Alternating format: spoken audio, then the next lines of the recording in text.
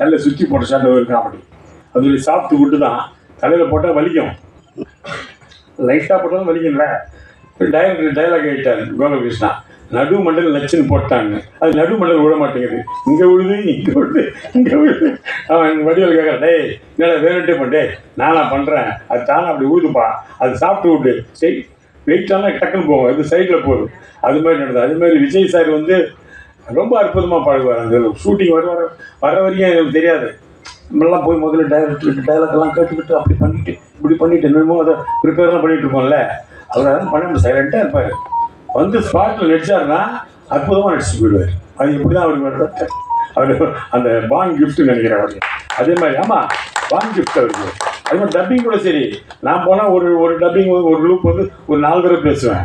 ஆனால் அவர் அப்படி ஒரே தடவை பார்ப்பாரு, கரெக்டாக பேசுவார் டப்பிங்கை. அவர் எக்ஸ்ட்ரானரி ஆர்டிஸ்ட் டப்பிங். அவர் எனக்கு தெரிஞ்ச நடிகர்கள் சிவாஜி கணேசன் மட்டும் அவர் பேசிட்டார். அவர் மட்டும்தான் ஒரு தடவை போட்டுட்டு அப்படி பார்த்தாருன்னு வச்சுக்கோங்க, போடுறா ரீலன்னுவார், போட்டால் படைய பாடலாம் போட்டாருன்னா ஒரே டைம் தான் கரெக்டாக பேசுவார். அது அவருக்கு எகேன்ஸ்ட் வந்துருக்கீங்க, அதை லவ் கட் பண்ண பார்த்துருக்கீங்க. நல்ல சரண் சார் வந்து காப்பாற்றிட்டாரு. அதனால தான் சூர்யா சார் உங்களை ஃப்ரெண்ட்ஸ்னு கூட போட்டுக்கானே. சூர்யா சார் விஜய் சார் நடித்த படம் ஃபஸ்ட்டு நேருக்கு நேர். ஆனால் அதில் ஃபுல்லாக எதிர்முகமாக இருப்பாங்க. கடைசி வரைக்கும் 2 பேருக்கும் மோதல் தான், எளிமையாகவே இருப்பாங்க. ஃப்ரெண்ட்ஸில் நல்ல ஒரு நண்பர்கள், இணைவுடைய நண்பர்கள்.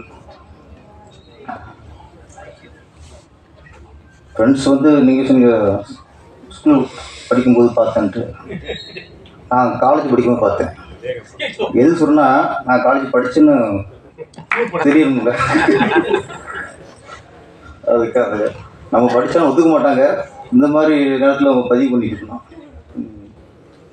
காலேஜ் ஒரு ஃபஸ்ட் இயர் தான் அவங்க வரி விட்டாங்க.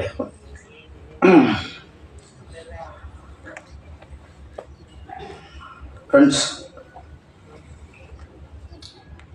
நிறைய படங்கள், எந்த படம் சொன்னாலும் கதை ஞாபகத்துக்கு வரும். ஒரு காதல் மழையாக இருக்கட்டும், பூவி உணக்காவாக இருக்கட்டும், துல்லாத மனத்துலாம் இருக்கட்டும், சூர்யா சருக்கு நந்தாவாக இருக்கட்டும், எல்லாம் ஒரு டைப் சொல்லும்போது அவங்க டக்குனு கதை தான் ஞாபகத்துக்கு வரும். ஃப்ரெண்ட்ஸ் படத்தில் தான் கதை ஞாபகத்துக்கு வராது, காமெடி தான் ஞாபகத்துக்கு வரும். அந்தளவுக்கு முழுக்க முழுக்க